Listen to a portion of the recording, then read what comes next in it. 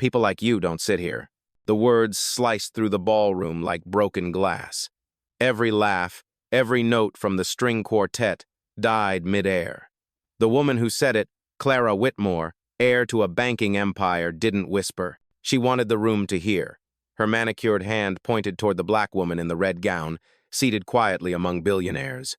"You belong in the audience, not at the donors' table." The crowd rippled with the kind of silence that hides behind forced smiles. Forks lowered. Someone's phone camera blinked red. "Before we continue, where are you watching from? Drop your city or country in the comments below. And if you believe in dignity and justice, hit like and subscribe. These stories spark change. And we are glad you are here. Now, back to Amara Lewis." Amara didn't move. She didn't raise her voice or shift in her seat. She just looked up, one calm glance that cut through every inch of the golden ballroom. The light above her didn't flatter. It obeyed. Her voice was even measured. "I didn't come to sit where I'm told. I came to sit where I paid." That single sentence made 3 heads turn. A man in a navy tuxedo choked on his champagne. Clara blinked, then laughed. "You paid? For this table?" She turned to the guests beside her, grinning like she was in on a private joke. "Well, sweetheart, maybe the seating chart got confused. This table's for contributors, not guests of honor." Laughter followed, soft and poisonous. Amara's gaze swept the room, the crystal chandeliers, the polished silver, the stares that measured her presence instead of her worth. "Interesting," she murmured. "How generosity always sounds like ownership in rooms like this." Clara leaned in, lowering her voice but not her arrogance. "Do you even know where you are? This is the Whitmore Foundation. My family built this." Amara looked directly at her. "And my company funds it." The words landed with the quiet power of a gavel. Cameras flashed. A few donors exchanged uneasy looks. Someone at the back whispered, "Wait, what did she just say?" Clara smiled tightly, masking the flicker of fear behind her eyes. "You must be mistaken," she said, the edges of her tone trembling. "We don't partner with small firms." "Then maybe you should read your balance sheets," Amara replied, calm as marble. "You'll find my name above yours." The tension snapped. Every whisper became a wave. The room that had treated her like background suddenly remembered her face. A reporter angled his lens closer. The strings stopped playing. Clara's champagne glass quivered in her hand. Amara stood slowly, her red dress catching the light like flame under glass. "The question isn't whether I belong here," she said, voice steady, unwavering. "It's whether you still do." And for the first time all night, the heiress who owned the room felt small inside it. The gala resumed, but the silence did not recover. Music floated awkwardly back into the air, pretending nothing had happened. Yet every eye in the room followed Amara Lewis. She did not chase attention. It clung to her anyway. The woman in the red dress sat with the patience of someone who had been underestimated her entire life. Across the table, Clara Whitmore poured herself more champagne. The crystal rang against the bottle like a nervous laugh. "You have quite the imagination," she said, still trying to sound amused. "Equinox Capital? I have never heard of it." Amara smiled faintly. "That is how power works. You rarely hear it coming." A few guests chuckled, unsure whose side they were on. The man beside Clara, a venture capitalist with a reputation for arrogance, leaned closer and whispered loud enough for others to hear, "Some people climb ladders that were never built for them."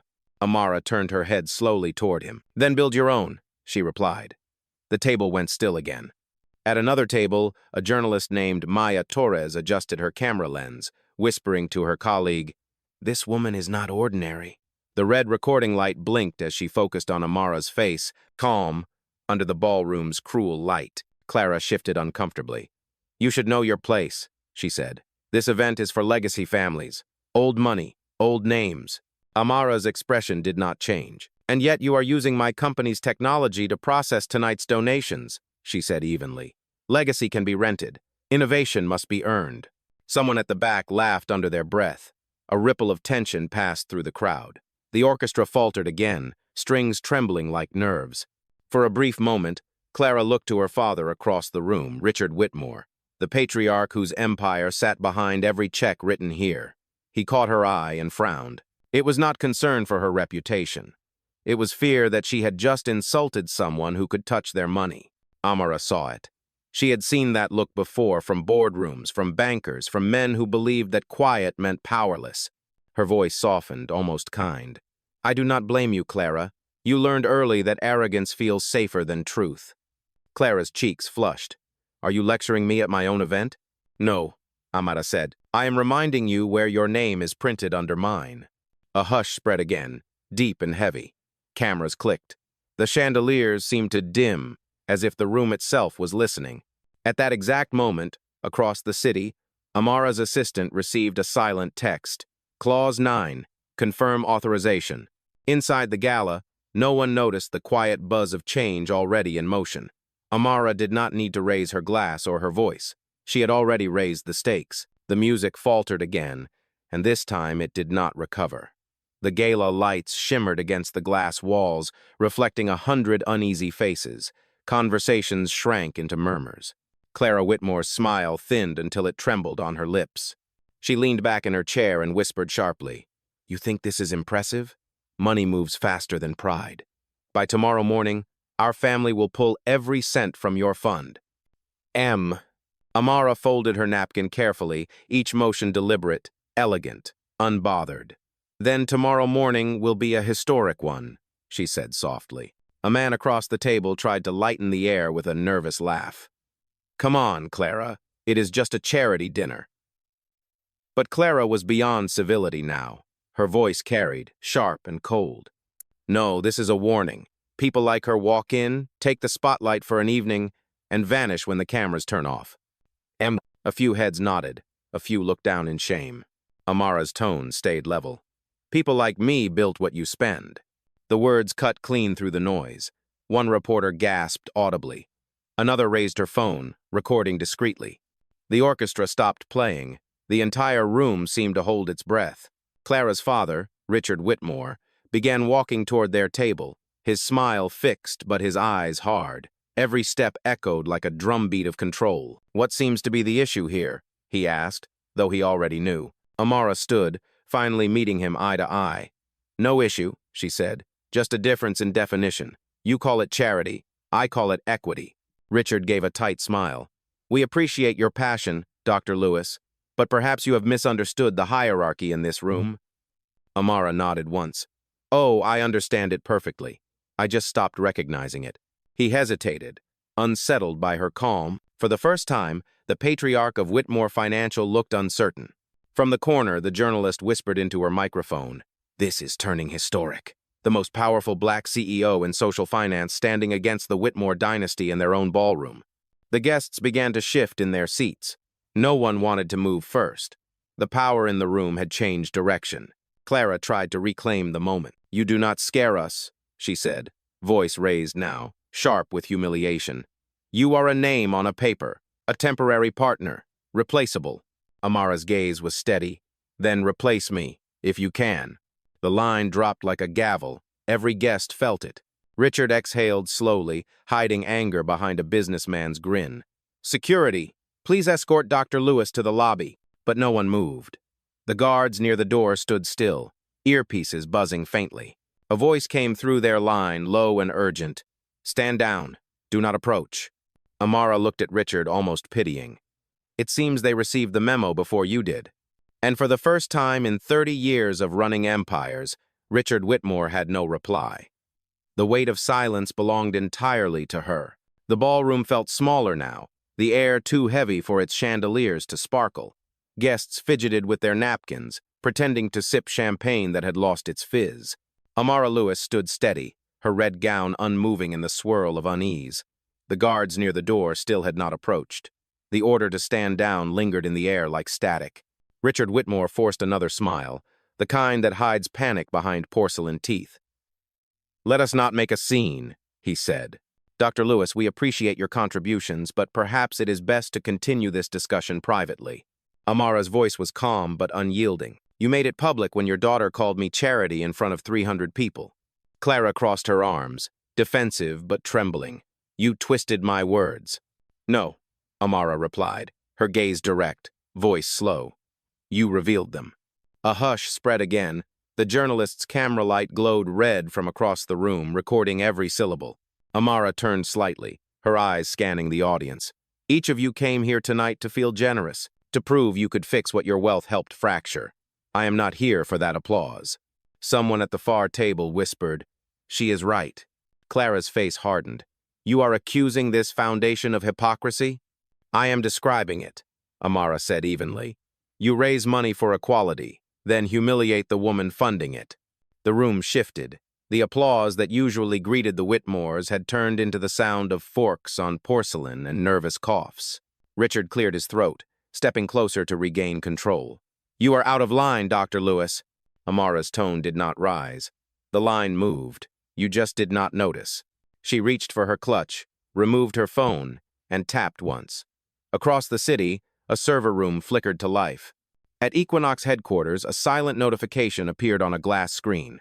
Clause 9 activated. Confirmation pending. Clara tried to sound amused. "What? Calling your driver?" Amara met her gaze, calm and steady.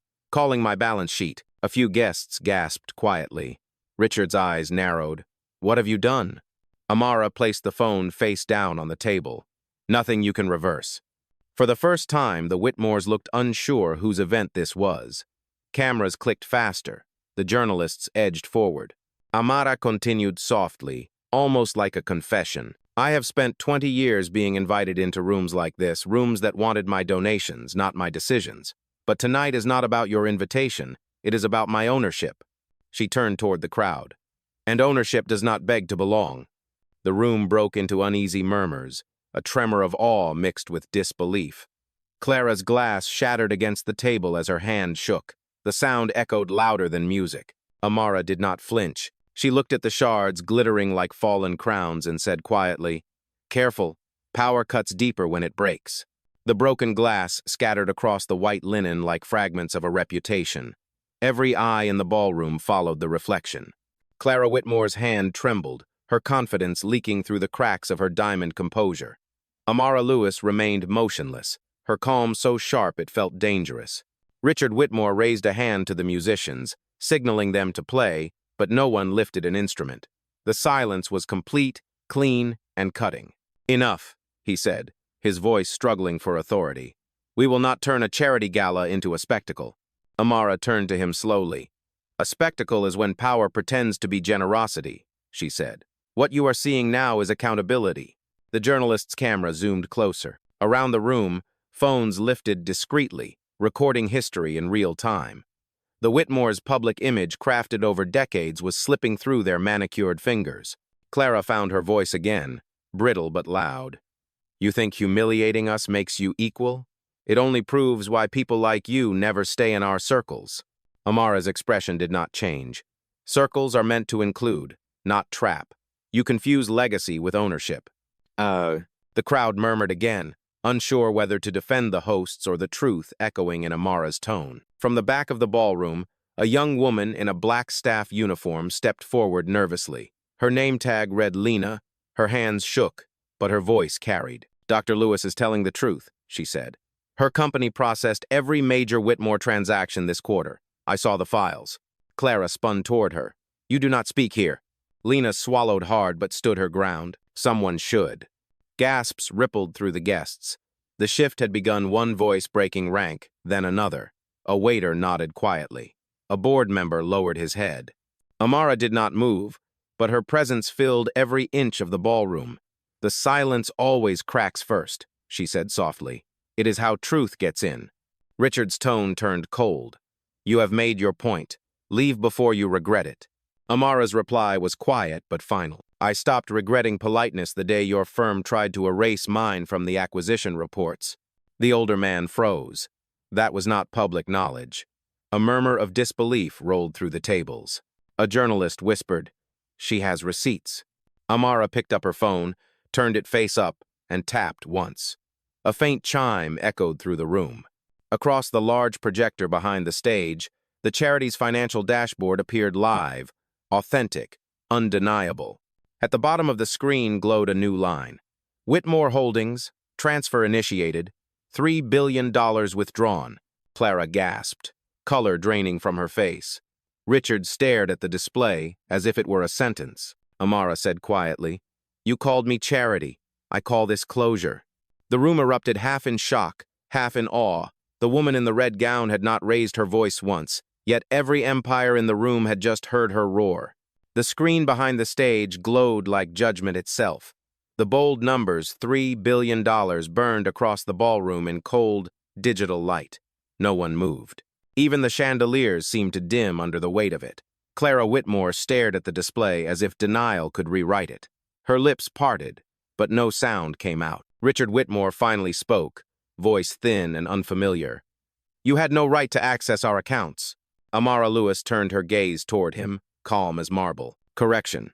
I had authorization. I signed it when your lawyers begged for my capital 3 years ago." A collective murmur swelled from the guests. Some whispered her name as if repeating it might help them understand how a woman they had ignored 5 minutes ago now controlled the air they breathed. Richard's composure cracked. "You think this makes you powerful?" he said. "You will be destroyed in the press. Do you have any idea who you are dealing with?" Amara's voice was steady, every syllable deliberate. "Yes. I am dealing with the people who called me diversity funding instead of a partner, the same ones who used my face in brochures and deleted my name from the contracts." The journalist near the corner lowered her camera just enough to whisper, "She is ending them on record." Then she hit stream again. Clara stepped forward, desperation replacing arrogance. "This is theft," she shouted. "You cannot just take money from a foundation. It belongs to the public." Amara's gaze did not waver. "Then the public will finally see where their donations were hidden. Check the offshore ledgers, Clara. Transparency is not theft." The crowd gasped again. Guests shifted in their chairs, torn between curiosity and fear. The illusion of the Whitmores' untouchable empire had started to crack. Amara took one quiet step closer to the center of the room. The soft rustle of her gown was the only sound. "Every dollar you claimed as charity was a transaction of control," she said. "But tonight, the balance changes hands." Richard's face drained of color. "You will regret this." Amara's voice lowered to a near whisper, but it carried across the hall. "Regret is for those who wait for permission. I am long past that." Behind her, the projection shifted again. A live update confirmed the transfer. Verified, sealed, irreversible. $3 billion reallocated from Whitmore Holdings to Equinox Foundation for Social Equity. Phones buzzed around the room. Screens lit up with breaking news alerts. Major corporate power shift at Whitmore Gala. Clara stumbled back into her chair, eyes wet, hands shaking. For the first time in her life, no amount of wealth could buy control. Amara looked at her without anger, only truth. "You mistook silence for weakness," she said softly. "That is the most expensive mistake you have ever made." The ballroom stayed frozen, caught between awe and reckoning. The woman they had dismissed had just rewritten power live, undeniable, permanent. Phones buzzed like a swarm of hornets as notifications exploded across the ballroom. Guests stared at their screens, reading headlines that spread faster than any rumor could. Equinox Capital reclaims $3 billion from Whitmore Holdings. Charity Gala turns into corporate reckoning.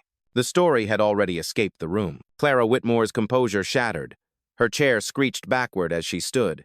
"You cannot humiliate my family in public and walk away," she cried. The tremor in her voice betrayed her fear more than her fury.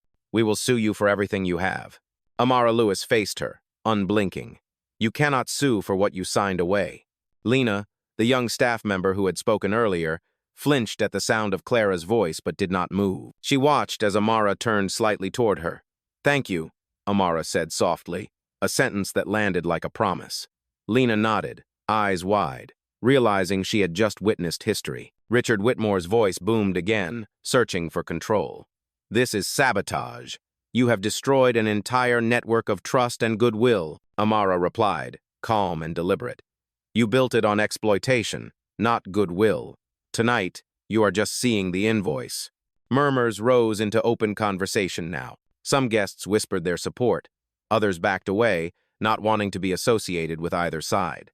The orchestra members stood silently by the stage, their instruments hanging at their sides like props in a play that had ended too suddenly. Clara's hands trembled. "You think people will still invest in you after this? You will be finished by morning." Amara tilted her head slightly, a quiet smile forming. "You said the same thing 7 years ago when I was denied my first loan. By morning, I built my own bank." The words drew a gasp from the crowd. It was not arrogance, it was memory, sharpened into truth. A journalist raised her voice, breaking the heavy air. Dr. Lewis, is this an act of revenge? Amara looked into the camera's lens, her expression unreadable. It is not revenge. It is correction. The sentence spread through the room like a pulse. The crowd stilled again, waiting for what would come next. Richard tried one last time. You think you can survive this war? Amara stepped forward, her heels silent against the marble. I did not start a war.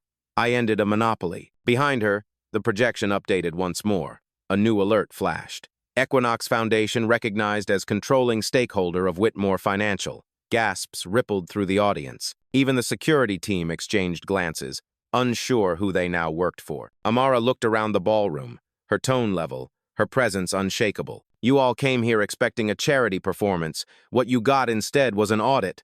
She paused, letting the weight of her words settle into the silence. Do not confuse grace for weakness. Grace is simply power choosing not to shout. And in that moment, even the lights seemed to bow. The ballroom had become a courtroom without walls. No one dared to move, and yet every camera kept rolling. The faces of the Whitmores, once symbols of unshakable legacy, now looked pale under the glare of truth. The weight of their empire hung in the air like perfume gone sour. Amara Lewis stood in the center, surrounded by witnesses, her calm presence commanding the kind of silence that once belonged only to the powerful. You built this gala to celebrate generosity, she said, her tone even and quiet. But generosity that demands obedience is not giving. It is control wrapped in a bow. Across the table, Clara Whitmore gripped the edge of the linen, knuckles white. You have no idea what you have unleashed, she hissed. Amara looked at her without malice. On the contrary, she said, I have unleashed what you buried accountability. Phones flashed. Guests whispered. Some recorded with trembling hands. Others stared, caught between disbelief and awe. From the back of the room, a man in a gray suit raised his voice. Is this true, Dr. Lewis? Do you really own controlling shares of Whitmore Financial? Amara met his gaze. Ownership is not the same as control, she said. Control belongs to whoever has the courage to use it. Her phone buzzed once on the table. She picked it up, reading the silent confirmation. The transfer was complete. The servers had updated. The legal documentation had been verified across 3 networks. The shift of power was no longer a threat, it was a fact. Clara's voice cracked. You are destroying us. Amara's eyes softened, almost pitying. No, Clara, you destroyed yourselves the moment you mistook privilege for permanence. The journalist, still streaming live, whispered into her mic, This is unreal. The woman they mocked at the start of the night just dismantled an empire without raising her voice. Richard Whitmore's breath came unevenly. His pride was collapsing faster than his empire. You think the public will stand with you? He said. You just humiliated every person in this room. Amara turned toward him fully now. No, Richard. I reminded them that silence is complicity, and some of them are tired of staying silent. As if on cue, Lena stepped forward again. Her voice wavered but held steady. Dr. Lewis, the staff stands with you.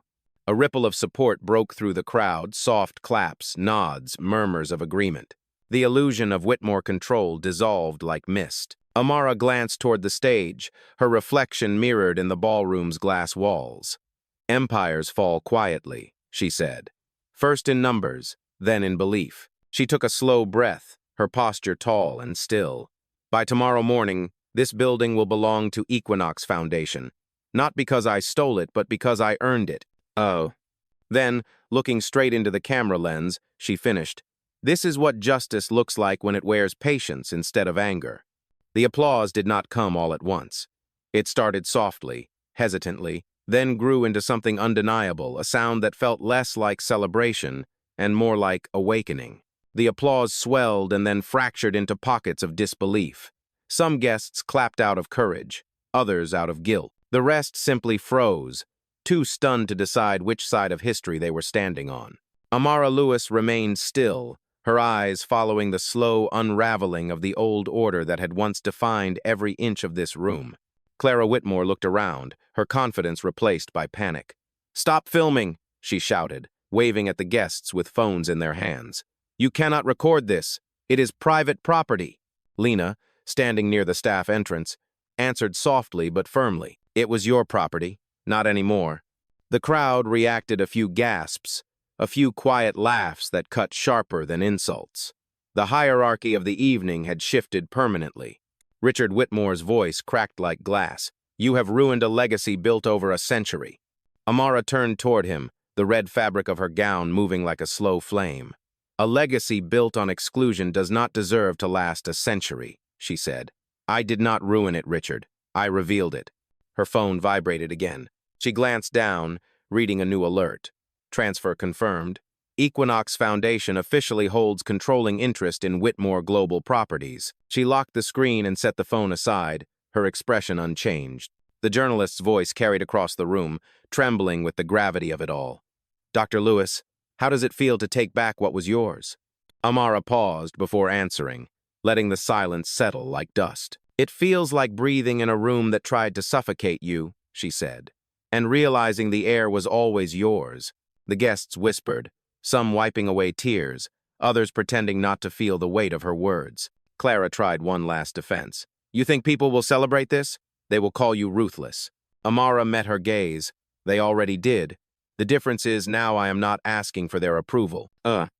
Richard slumped into his chair, his authority dissolving under the quiet rhythm of truth.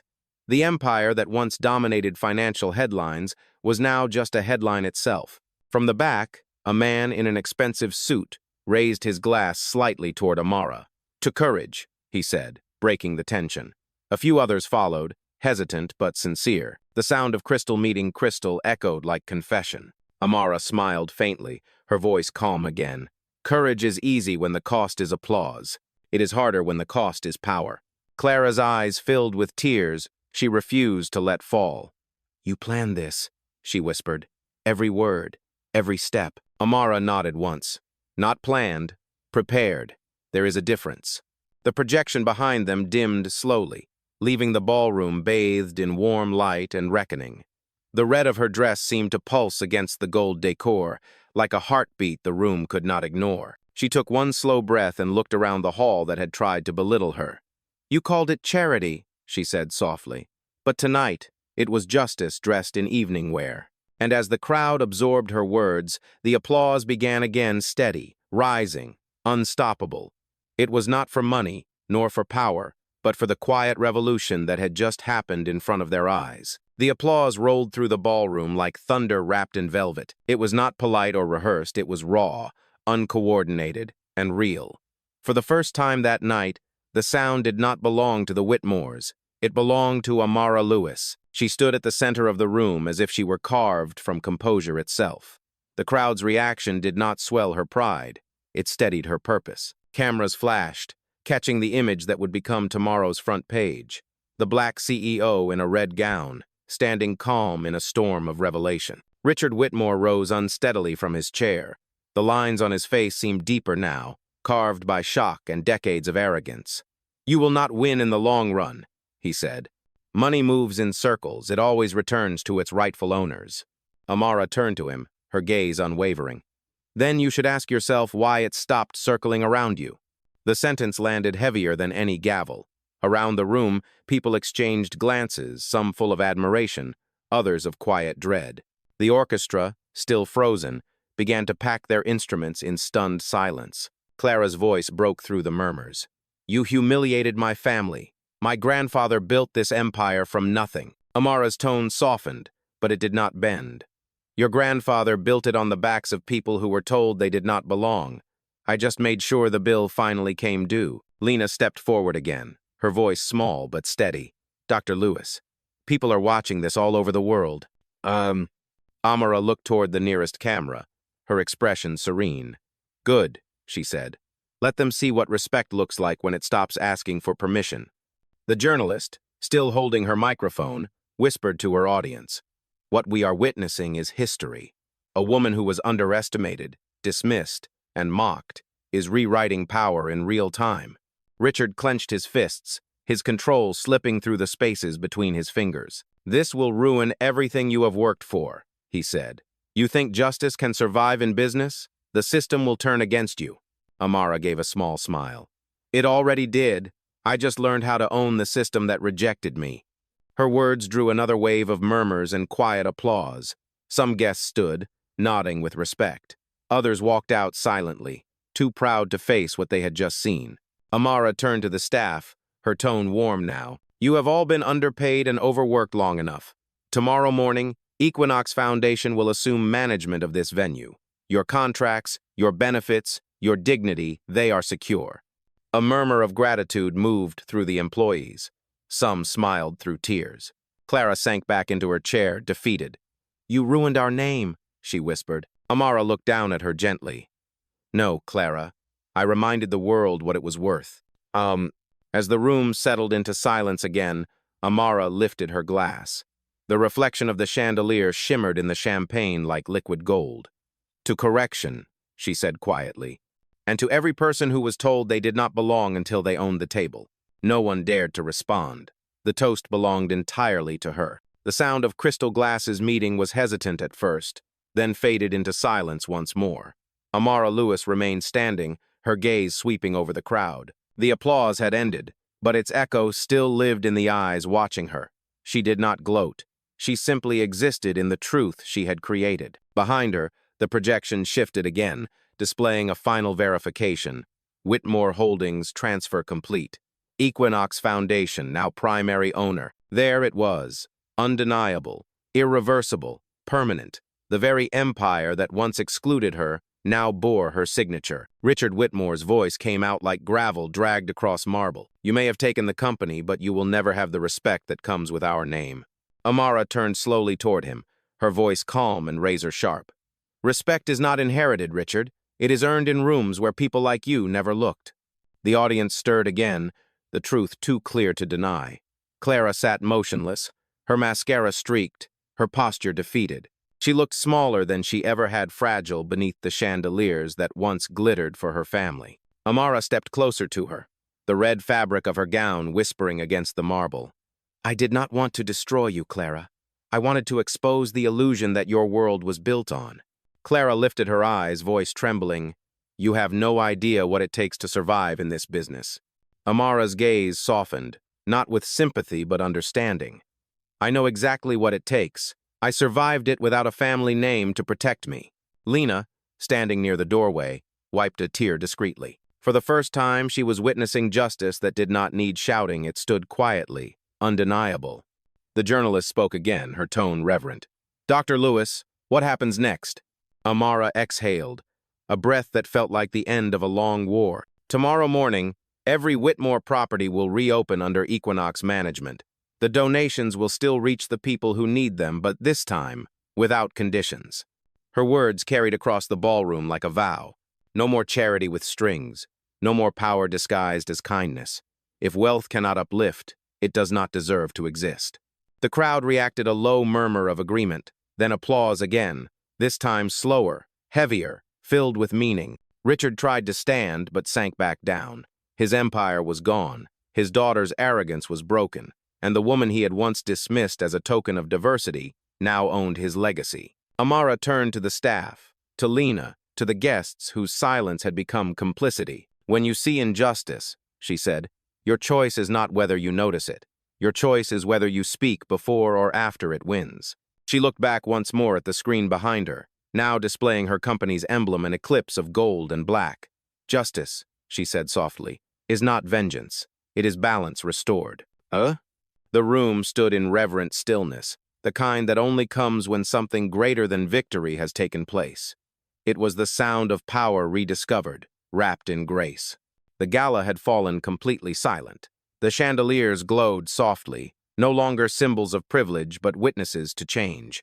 Amara Lewis stood at the center of it all, the hum of quiet cameras surrounding her like a heartbeat. The empire of the Whitmores was over. But the moment was larger than that. It was the undoing of an old world and the beginning of a new one. Clara Whitmore sat motionless, her hands clasped in her lap, her expression a blur of disbelief and shame. For the first time, she looked not like an heiress, but like a woman finally facing the mirror of her own words.